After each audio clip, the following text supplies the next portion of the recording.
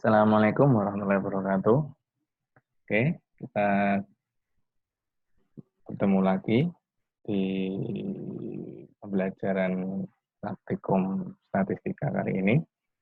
Oke, kemarin kita sudah bahas mengenai uji rata-rata satu populasi dan uji rata-rata dua populasi yang dependen maupun yang independen. Sekarang kita masuk ke pembahasan lagi, yaitu uji normalitas ya. Jadi sebenarnya uji normalitas ini adalah dasar dari pengolahan statistika ya, pengolahan statistika inferensi lebih lebih tepatnya. Jadi dalam statistika inferensi dan dalam statistika inferensi nanti dibagi menjadi dua, ada yang namanya parametrik dan statistika non parametrik. Nah, parametrik itu adalah statistika inferensi yang membutuhkan suatu parameter tertentu. Jadi mengasumsikan data itu mengikuti suatu parameter atau pola tertentu. Nah, salah satu pola atau parameter yang biasa digunakan yang paling umum adalah distribusi normal ya. Distribusi normal. Nanti kalau kalian masih belum paham distribusi normal itu apa, bisa dipelajari lagi, bisa cari di Google. Itu banyak sekali materi tentang distribusi normal. Dan masih banyak lagi distribusi-distribusi yang lain, ada eksponensial, binomial, Poisson, dan kawan-kawan. Oke, tapi yang umum digunakan adalah distribusi normal. Nah, di sini saya sedikit menjelaskan distribusi normal itu apa. Distribusi normal itu adalah distribusi yang penemunya adalah Gauss ya Pak Gauss. Makanya disebut juga dengan distribusi Gauss dari Jerman ini. Jadi bentuk dari distribusi normal itu adalah kalau kita dari data yang ada, kalau kita membentuk suatu histogram, ya histogram dari data itu, maka bentuknya mirip seperti lonceng, seperti ini. Jadi dari sebelah kiri itu melandai, titik naik ya, naik menuju puncak, puncak habis itu turun lagi.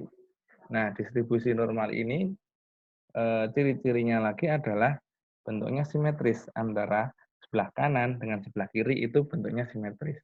Nah, makanya dia bisa disebut mirip lonceng ya bentuknya ya, mirip lonceng, makanya disebut dengan distribusi lonceng atau kurva lonceng. Nah, kemudian bagaimana sih kita menguji apakah data yang kita punya itu berdistribusi normal atau tidak? Tentunya harus ada pengujian ya.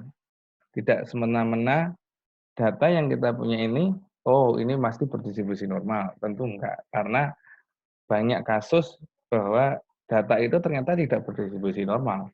Dia berdistribusi yang lain, distribusi atau berbentuk berpola yang lain, ya enggak normal. Tentu itu nanti akan mengakibatkan eh, perhitungan yang kita lakukan atau pengujian yang kita lakukan uji-uji selanjutnya itu akan tidak signifikan ya, tidak bisa kita lakukan ya. Hasil yang kita peroleh pun nanti kadang bisa tidak sesuai dengan yang kita harapkan ya untuk kevalitannya. Sehingga pengujian distribusi normal ini sangat penting sekali untuk kita lakukan ya. Nah, sebenarnya terdapat beberapa pengujian ya untuk distribusi normal ini, yaitu kalau yang dalam SPSS umumnya itu adalah uji Kolmogorov dan uji Smirnov ya. Kolmogorov-Smirnov dan Shapiro-Wilk. Ini nama orang semua ini ya. Jadi uji Kolmogorov-Smirnov ini yang menemukan dua orang, ada itu namanya Kolmogorov dan Smirnov. Dan Shapiro-Wilk juga yang menemukan dua orang, Shapiro dan Wilk. Tentu ini menggunakan rumus yang berbeda. Karena rumus yang digunakan dalam pengujian ini berbeda, maka nanti hasil yang didapatkan ya bisa jadi berbeda. Jadi jangan bingung ya nanti kalau ternyata wah hasilnya berbeda. Ya memang karena rumusnya digunakan berbeda. Walaupun ya sebenarnya valid semua ini ya. Ada matematisnya sudah bisa dibuktikan secara matematik juga. Nah, uji Kolmogorov-Smirnov ini kita gunakan ya untuk jumlah data yang besar. Jadi kalau untuk data jumlah data yang besar atau lebih dari 50 ya, 51 ke atas, itu kita menggunakan uji Kolmogorov-Smirnov. Sedangkan kalau untuk jumlah data yang kecil, kita gunakan yaitu uji Shapiro-Wilk. Untuk kenapanya, ini sudah dibuktikan secara statistik bahwa ini sebagai pengantar aja ya, statistik bahwa uji Kolmogorov-Smirnov itu untuk data yang lebih besar dia akan semakin stabil ya. Stabil itu istilahnya kesimpulan yang diperoleh itu tidak berubah-ubah ya, tidak mincela-minceli, semakin stabil. Sedangkan yang Shapiro-Wilk itu stabilnya untuk data yang kecil, sehingga untuk Shapiro-Wilk itu yang digunakan adalah data yang kecil, dan data yang besar itu yang digunakan adalah Kolmogorov-Smirnov. Sampai sini intinya seperti itu. Ya, sebenarnya banyak pengujian-pengujian ya, nggak cuma ini aja, banyak yang lain, tapi yang kita fokusnya cuma ini aja. Nah, uji hipotesis ya, uji hipotesis seperti biasa mesti ada uji hipotesis. Yang digunakan adalah H0 itu data berdistribusi normal. Nanti jika H0 diterima, maka dapat kita simpulkan bahwa data itu berdistribusi normal. Kemudian H1-nya adalah data tidak berdistribusi normal. Nah, untuk tingkat signifikansinya, pengambilan keputusannya seperti biasa, jika p-value atau nilai signifikansinya itu kurang dari alfa ya, patokannya alfa bukan 0,05 ya, alfa, atau tingkat signifikansi, maka H0 ditolak. Ya, jadi jika nilai p-value-nya kecil, maka H0 ditolak. Tapi jika nilai p-value-nya itu lebih dari atau sama dengan 5% atau alfa, maka H0 diterima. Jadi data berdistribusi normal. Oke, mungkin cukup sekian untuk pengantarnya. Kita langsung saja analisis. Jadi data yang kita gunakan adalah data dalam file di file contoh modul 6.excel ya. Di situ ada dua data. Ada data permintaan dan penjualan dari penjualan bakpia patok ya. Di situ ada 50 data.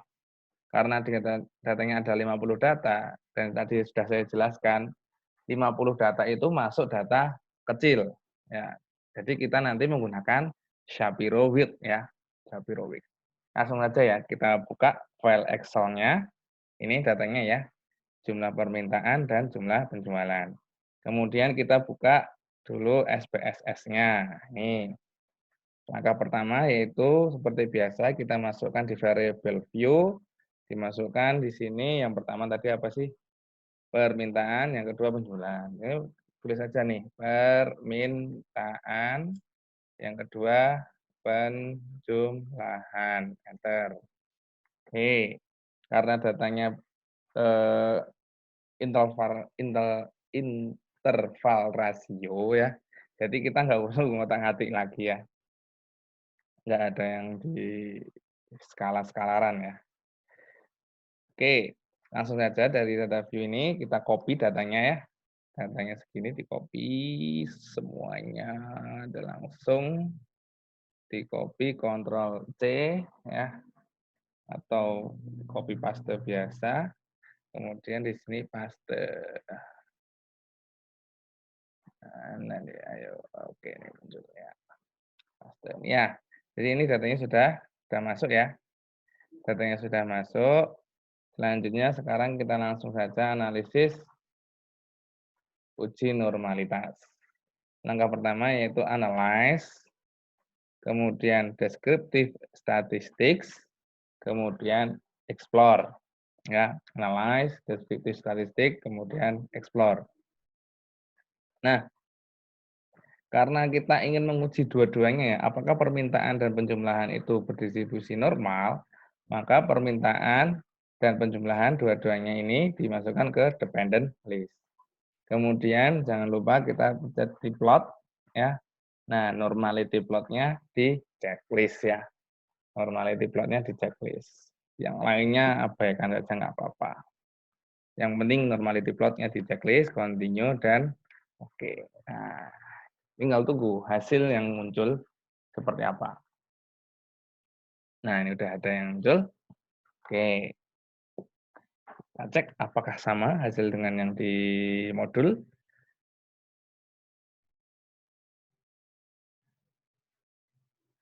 Oke, ini. Jadi yang kita ambil adalah tabel test of normality. Ini deskriptif biasa, udah nggak usah kita bahas. Ini ya. Jadi yang diambil adalah test of normality di sini. Nah, jadi eh, di sini ada dua kolom ya, Kolmogorov-Smirnov dan Shapiro-Wilk. Karena tadi kita menggunakan data jumlahnya kecil ya, jadi datanya jumlahnya 50, maka yang kita gunakan adalah Shapiro-Wilk ya. Dan di sini ada dua variabel ya, permintaan dan penjumlahan. Oke. Kemudian sama ya outputnya ya, oh sama. Karena ini sama, kita langsung aja ya fokus ke modul aja ya. Jadi gini, tadi eh, kita menguji normalitas dari permintaan dan penjualan. Tingkat signifikansinya yang permintaan itu 0,429 nih, dan yang penjumlahan 0,033. Nah, kita bandingkan dengan alfa. Alfa tadi tidak dijelaskan, tidak disebutkan dalam soal, sehingga alfa yang kita gunakan adalah 5% atau 0,05. Ya, sehingga langsung saja kita bandingkan saja dengan alfa ya. Yang pertama, untuk permintaan diperoleh signifikansinya adalah 0,429. Tentu dia lebih besar dari 5%, sehingga dapat disimpulkan bahwa variabel permintaan dia berdistribusi normal ya, karena H0 diterima ya, H0 diterima. Kemudian untuk variabel penjualan ya, variabel penjualan itu nilai alfanya nilai p-value-nya adalah 0,033 atau lebih kecil dari alfa atau lebih kecil dari 5%, sehingga dapat disimpulkan bahwa H1-nya diterima atau H0 ditolak. H0 ditolak, H1-nya yang terima. Jadi variabel penjualan itu tidak berdistribusi normal. Ya cukup sederhana untuk yang seperti ini ya. Nah, pertanyaannya adalah jika nanti dalam data yang kita gunakan itu data seperti contoh soal ini ya, seperti contoh soal, bagaimana sih nanti memasukkan dalam apa namanya, dalam SPSS-nya, karena data yang di contoh soal, di latihan soal, itu berbeda dengan yang contohnya tadi.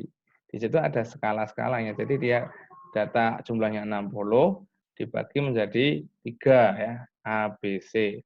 Nah, itu nanti akan kita jelaskan bagaimana cara penggunaannya, bagaimana cara memasukkannya di video selanjutnya pada uji analisis variansi yang masalah ya. Setelah ini ada jenis variansi. Nah, analisis variansi satu arah.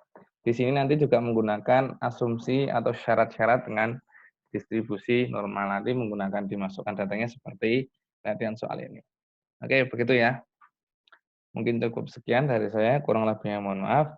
Wassalamualaikum warahmatullahi wabarakatuh.